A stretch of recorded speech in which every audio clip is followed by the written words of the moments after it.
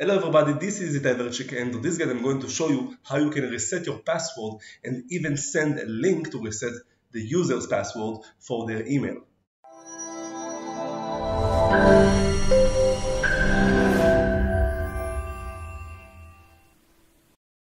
Okay, so first of all, in order to be able to reset your password to your own user or to other users and send them the link in the email to reset their password, you have to log in to your admin user only in order to be able to send and edit the passwords in your account or other accounts. So right here on the dashboard, as you can see on the main menu, you have the users link right here. I go inside it, and as you can see right here, I have two users. Now, for my own user, I cannot send an email to reset my password because I already can do it right here.